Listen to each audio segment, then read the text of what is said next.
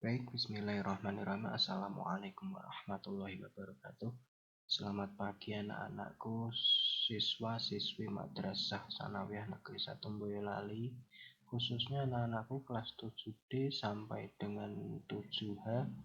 Semoga kita selalu dalam keadaan sehat dan selalu dalam lindungan Allah Subhanahu wa taala. Baik, anak-anakku, sebelum kita mengawali pelajaran jarak jauh pada pagi hari ini, sebaiknya kita berdoa meminta kepada Allah supaya kita diberi ilmu yang bermanfaat dan juga berdoa agar kita selalu dalam lindungan Allah dan selalu diberi kesehatan. Berdoa dimulai. Berdoa cukup. Ya, pada pertemuan kali ini kita telah memasuki pada bab kelima atau bab kedua pada semester 2 kali ini. Ya, pada bab 5 ini kita akan mempelajari tentang kerjasama dalam berbagai bidang kehidupan. Jadi nanti kita akan mempelajari apa itu arti kerjasama, terus nanti kita juga akan mempelajari tentang bentuk kerjasama dalam kehidupan bermasyarakat, berbangsa, dan bernegara. Dan yang ketiga, nanti kita akan mempelajari tentang arti penting kerjasama dalam berbagai bidang kehidupan. Serta yang terakhir, kita akan mempelajari tentang mewujudkan kerjasama dalam berbagai lingkungan kehidupan.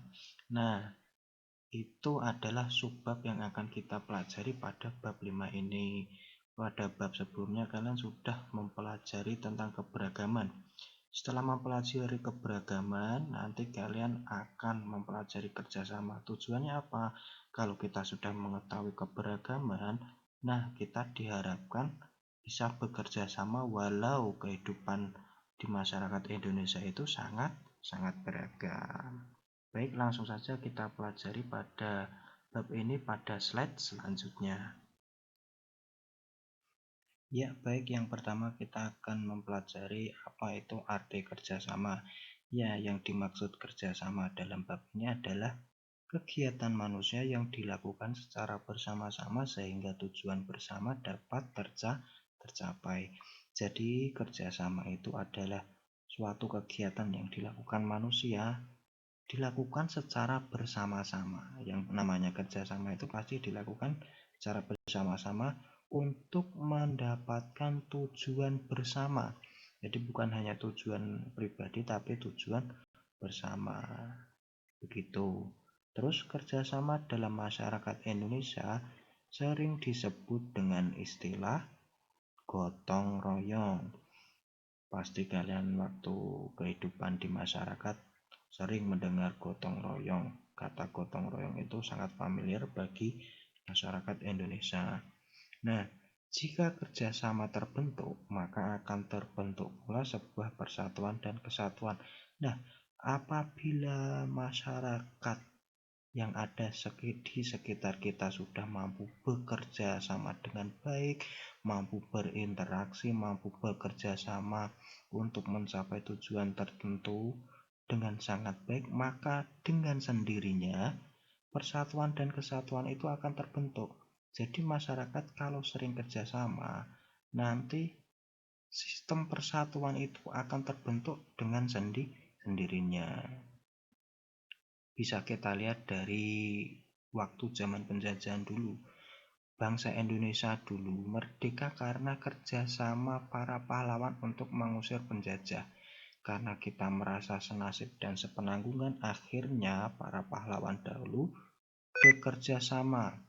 Setelah bekerja sama itu, mereka merasa menjadi sebuah kesatuan yaitu kesatuan sebuah bangsa. Akhirnya mereka bekerja sama perang melawan penjajah dan akhirnya kita bangsa Indonesia bisa merdeka mengusir penjajahan karena kerjasama para pahlawan.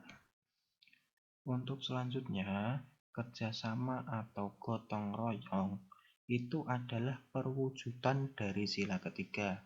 Seperti yang kita tahu, bunyi dari sila ketiga adalah Persatuan Indonesia. Nah, kenapa kok begitu? Karena dengan kerjasama atau dengan gotong royong, sebuah persatuan dan kesatuan akan dapat terwujud. Begitu. royong ini, kata gotong royong atau sifat gotong royong merupakan cerminan watak atau karakter orang Indonesia. Jadi watak orang Indonesia itu adalah sebenarnya watak yang masyarakat yang gotong royong, yang suka bekerja sama dengan orang lain, tidak orang yang individualis. Jadi orang Indonesia itu lebih suka hidup bermasyarakat. Nah, gotong royong sendiri didorong karena setiap manusia memiliki rasa yang pertama, manusia memerlukan orang lain, dan yang kedua, manusia dapat hidup secara wajar apabila hidup bersama-sama. Saya jelaskan. Yang pertama, manusia memerlukan orang lain. Ya, karena manusia itu dari lahir sampai meninggal pasti akan selalu membutuhkan orang lain. Pasti manusia masih memerlukan bantuan orang lain. Bahkan setelah meninggal pun manusia masih membutuhkan bantuan orang lain untuk menguburkan, mengafani, dan lain sebagainya. Jadi secara naluriah manusia itu ingin bekerja sama karena selalu perlu atau selalu memerlukan orang lain. Nah, itu yang dimaksud manusia selalu memerlukan orang lain. Yang kedua, manusia dapat hidup secara wajar apabila bersama-sama. Yang dimaksud ini adalah manusia itu akan bisa hidup secara normal apabila ada manusia-manusia lain atau ada lingkungan yang dapat berinteraksi dengannya, yang dapat melakukan kerjasama dengannya. Coba bayangkan jika kalian hidup di hutan, tidak ada manusia lain, tidak ada yang dapat kalian ajak kerjasama untuk mendapatkan tujuan tertentu. Pasti hidup kalian menjadi tidak wajar. Nah, itu yang dimaksud dengan manusia dapat hidup wajar apabila bersama-sama. Makanya dalam kehidupan bermasyarakat kita harus mengedepankan kerjasama atau gotong royong supaya kita dapat diakui masyarakat dan kita juga mengakui masyarakat. Baik, itu tadi materi pembelajaran jarak jauh PPKN yang dapat saya sampaikan pada pertemuan kali ini. Semoga ilmu yang saya sampaikan tadi dapat bermanfaat bagi kalian semua. Jangan lupa kalian tetap jaga kesehatan, tetap di rumah saja.